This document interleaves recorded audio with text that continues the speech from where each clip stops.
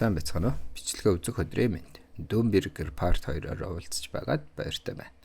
Та бүхэндээ үлгэр ярьж өгтөө мөн таатай байх болно. Ингээд цуврал руу гарцгаая. Модон дунд хэсэг бүлэг хүмүүс өгч байх бөгөөд эдгээр хүмүүс нь аялагчид байх нь тэр. Би тэдний нэг бишээ гоё. Бид хамтдаа сүм цуг орж байсан штэ. Сахак. Би чөтгөрийн шүтгч бишээ. Гэхэд Сахак гэд дуухан дээр шивэстэй эвгүй нөхөртэй бид танилцах болно. За тэгсэн нөгөөх нь түүнийг хороо гин. Эдгээр хүмүүс нь сүмийн эсрэг чөтгөрийн шүтгчдийг хажуулдаг бүлэг буюу шүүхийн агентууд болно. Санийх тэмдэгтэй 60 хөлт байна. Би түүнийг Дартар Русын шүтгч гэдгийг мэдсэн юм а гэд муухай жомлсон. Сахак тайлангаа тавиад загнуулаад байж байна. Багийн 7 хүнээс нэг нь урагч байна гэж юу? Хитрхи олон хүн асан юм биш үү чи? Гэхэд найрал тэглэх хүртэл ердөө нэг сар үлдлээ. Сүнт угтсан урагчдыг илрүүлэхгүй бол болохгүй шүү дээ гэн. Чиний аялагчтай холбоотой асуудлыг төр намжаа. Би бодтой үр дүн хүлээх бол чи намайг төлөөлж байгаа шүү гэхэд ойлголоо гэдээ нэмсгэлээд яв. Үйл явдал хүний нөөцийн газар шилжин. Энд манай хоёр бүртгэл хийлгээд байж байх бөгөөд амар байрлалд хэн гэдэг хүн авах вэ гэхэд түүнийг Запер гэдэг ургач юм. Багийн анхлагч энэ хүний бүх хариуцлагыг өрнө. Цаал нэмэх болон унах хүртэл нь багийн ахлагчих болно. Та зөвшөөрөх үү? Мэдээж гот зөвшөөрнө. Би чацтай байна шүү. Ингэж нэг юм дээшлэх нь гэд нэлээд баяр хөөрүүлнэ. Агуугаас мангасуудын зохицос. Манай чулуунууд болон эд зүйлсийг авч болдог боловч сүмийн боолууд юу ч авч болдоггүй. Боолын олсон зүйлс бүгд сүмд очдог болохоор манай Запер нууцаар авахар шийдсэн болно. Үүнийг би 8-чин заруул илүү их мөнгө ол. Агуун үүдийн хамгаалагчид тэднийг яаж аргалах юм? Тэднийг ятгаж чадахгүй. Тэд ирээд энд хийг шалгах болно гэд. Зүгээр дээ. Ингээд үзээдгээ гэд мөнгөнд түлхүүрээ итгэжүүлнэ. За тэгээ сүртэй гэгч нь гэрэл цацруулаад шингээгээд авчихна да. Готын эрүү болт. Хараач тэр зүйлсээ хийх цүнхтэй байсан юм уу? Цүгэнд ихтэй илхэдхэн юм ордог штэ. Тэр бүр том агсыг хийж эхлэв штэ. Бүр цус нь хүртэл алгуулчихлоо гэд эрүүгээ алдаг гэж байхад нь Гот чи цолоо нэмэр байгаа үсттэй гэж хэлээд манай хоёр дахиад 3 агууг цэвэрлэхээр тохиролцсон бөгөөд Запер маань зөвхөн мангасын зохицос авч байхаар болсон байна. Олон мангасын агууг цэвэрлсэн байх юм бол цоол нэмэхэд ихээхэн нөлөөлнө. Бид тагнуулын буюу шалгалтын баг болохоор олон тулаанд ороод байдаггүй. Энэ бол яагаад миний 3 жил эндээ гацсан байсан шалтгаан. Тэрэн шиг хүчтэй нэгэн багт минь байвал бүх зүйл өөр байх болно. Шалгалтын баг хамгийн ихэнд ордог тул бидэнд садаа болоод байх зүйлгүй учраас агууг асуудалгүй цэвэрлэж болох байх. 100 тонны гişүцтэй баг амжилттай цэвэрлээд байх юм бол би нүдэн тусна. Би тушаал твшмээр байна. Запер харин мөнгө хүсэж байгаа. Энэ бол сайхан тохиролцоо. Болгоомжтой хийгээд байвал асуудалгүй байх. Том мангасын зохицыг зарчвал асуудалгүй мөнгө төлчихнө. Энэ сүмээс хурдан гарах хэрэгтэй. Гэхдээ хийх зүйл бас байсаар л байна. Сүмийн бадруу том агууд сар болгон дайралт хийдэг. Тэд ус таяр шуугаан дэгдэхээр гайхшруулсан нэгэн эд зүйлийг олох гэж байна. Би тэр дайралтад орох ёстой. Ирээдүг өөрчлөхийн тулд бүртгэл амжилттай болж хувийн үнэмлэхтэй болно. Өнгөрсөн амьдралдаа дайралтын багт орж чадаагүй бөгөөд хоцорсон байна. Тэд дайралтанд 20 хүн авсан. Мэдээж хамгийн их авиас чадвартай болон арын хаалга буюу танил тал ихтэй хүмүүс орсон. Надад нэг төлөвлөгөө байна. Ганц асуулт нь би үүнийг хизээ хэрэгжүүлж чадах вэ? Запер чи тэр барилгын цаанаас өөртөө хувийг аваарай. Би эмнэлэг орж Дэл Марко 2-ыг эргэчгээд ирье.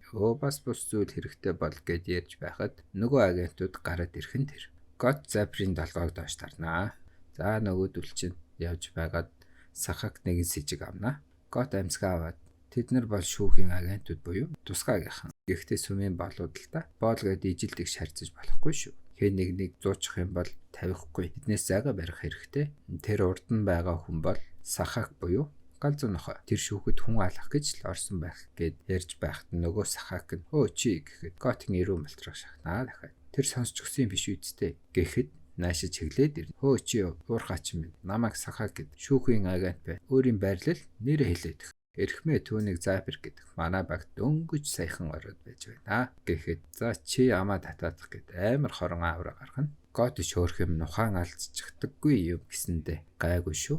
Запер харин ч бүр ихц байж байхыг нь хараад энэ залуу нэлээд хүчтэй юм байна да гэж бод. Яалтчгүй уурхачны хувцас өмссөн байна. Гэхдээ анчтын багт орсон. Уурхачнаар хуваарлагдсан. Запрыг маань сэжиглээд байгаа шалтгаан нь боолуудыг авахтаа буюу анх боол болоход нь шалгалт авдаг болж таарна. Тэр шалгалт нь биеийн чадамж болон мананы шалгалт авдаг. Нэг ёсондоо уурхачин юм уу аянчин хаашаа явуулахыг нь шалгаж байгаад явуулдаг болж таарна. Тэгэхээр нь гэнт нөгөө хайгаад байгаа дартар үсэн шимэгч байж магадгүй буюу өөр газраас хүч авч хүчтэй болсон байж магадгүй гэд сэжиглэж байгаа болно. За тэгээд нэг л сэжигтэй байна гэд агентууд тарж баярлал амна. Надад хэдэн асуулт байна. Худал хэлж болохгүй шүү. Гэхэд Запер за нөгөө дайралтад орох нэр хүндээ эндээс авах нь гэд баяртай нь аргагүй нэ. Чи тартар үсэн шимэгч гэж сонссон уу гэж асуухад тийм ээ би тэдний талаар мэднэ. Хинээс ч илүү сайн мэднэ. Зүтгүүрдийн борхон тартар үсийг шүтдэг дагалдагчдын бүлэг. Тэд л ирж буй агуу дайнд хүн төрлөختнийг урвалсан. Эцэст нь бидний мөхлийг авчирсан. Одоо бол шашныг эсвэр хүзэгчд. Тэднийг бусдаас ялгадаг хэд хэдэн онцлог шинж байдаг. Надад тэднийг нь олох чадвар бий. Миний мэдрэхүй чамайг аюултай гэж хэлж байна. Би шүүхийн өмнөөс асууж байна. Гэхэд эхлээд надад нэг асуулт байна. Ард байсан туслах. За чанд бол асуух хэрэг байхгүй шүү гэд дуурлана. Сахагч зөвшөөрнө. Бид өөр газар очиж болох уу? Яагаад гэхэд энд маш олон хүн байна шүү дээ. Чиний нэр хүн дунаасаа гэж хүсэхгүй байна гэд нилээн өдөөд авна. Сахагч уураа барьж дийлэхгүй. Чи сая юу гэсэн бэ? Чи бид тавыг дийлэн гэх гээд байна уу? Чамд хичээл заах болж дээ гэд тулааны өрөлт авна. Шидийн тойрог үснэ. Улаан талбар. Талбай доторх бүх холбоотнуудыг үзүүлэлтийг нэмэгдүүл. Чадвар идэвхтэй байх үед нэмэгдэл нөлөө нь шидтэн нарын тоноос хамаарат улам хүчтэй болно. Запер маань хөөх сонирхолтой юм. Ингэж байвал гэд сонин тулааны өрөлт авнаа. Яагаад тэндээ зогсоод байна? Магадгүй ямар нэгэн зүйл хийхийг нь хүлээх хэрэгтэй байх. Эсвэл ихэнх хүмүүс тэгж бодох байх л та. Надад бол хамаагүй. Би улаан талбарт ялагдчихгүй гэдэг дайрна. Тулаан эхлэж манай хүний тулааны урлаг нэлээд амжилттай байна.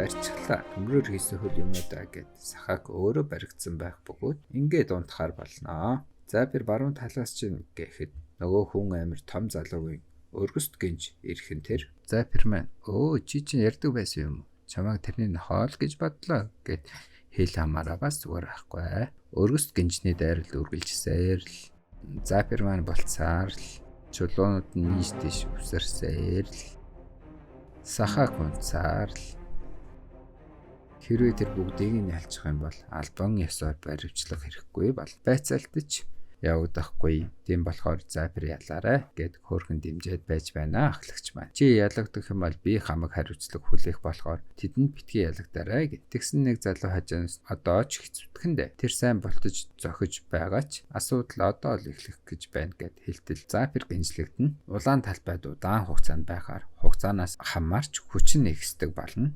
Тэгээд хүчээ үзэлцэж байхад нь ардаа зүсүүлэх болно. Хэн зүссэн байх вэ? Мэдээж манай өмсгөлчин сэрсэн байх бөгөөд газуун нохой сахаг байх. Сахаг маань сэржээ.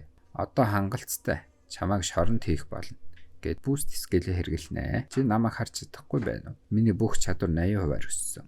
Энэ хурдыг чи давж чадахгүй.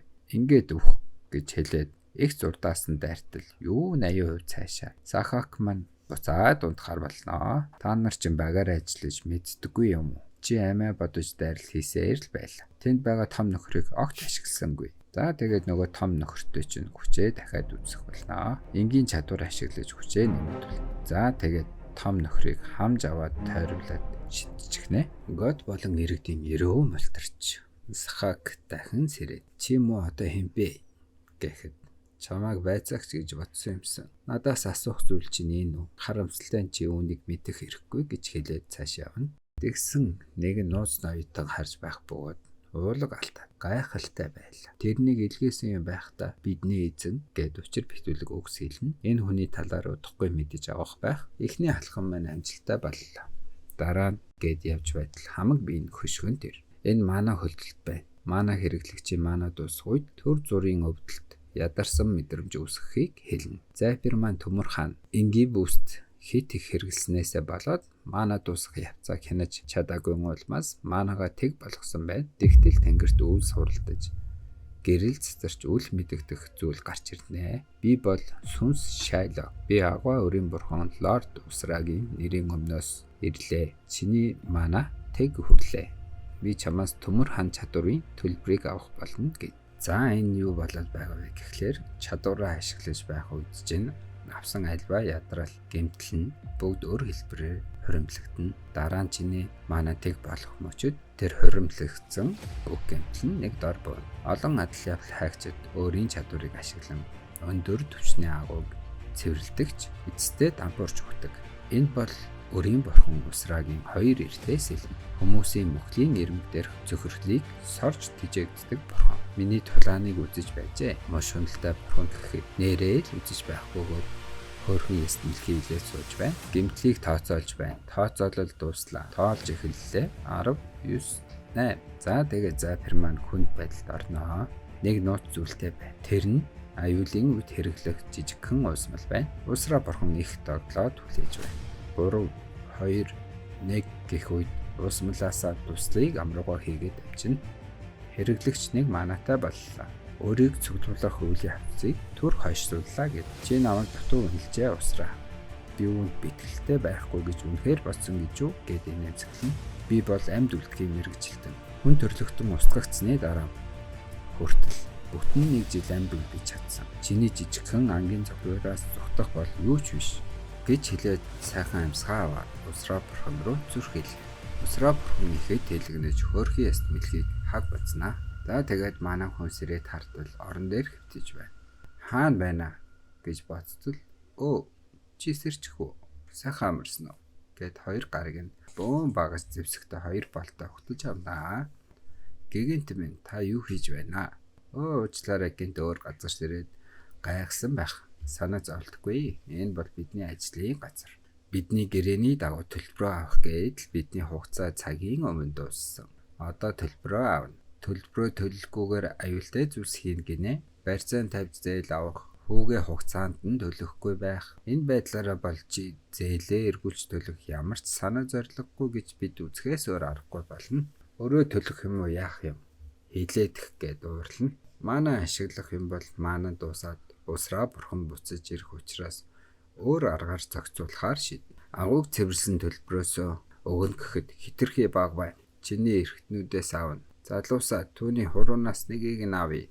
Ингээд чи нухацтай хандах болно. Хурууныхаа нэгийг алдснаа харах юм бол чамд жаахан ухаан орно гэдэгт би итгэлтэй байна гэд хорон инээхэд байц гэгэнт минь түүний нэр хэн бэлээ гэд яг даслагын өмнө нэрийг нь хэлж амжина. Гэгэнтэн гайхаж байснаа чи одоо хэн юм бэ? Яаж гэд энэ цуврал маань дуснаа. За та бүхэн таалагдсан гэж найдаж байна. Удахгүй дараагийн цувралаар уулзъя. See ya.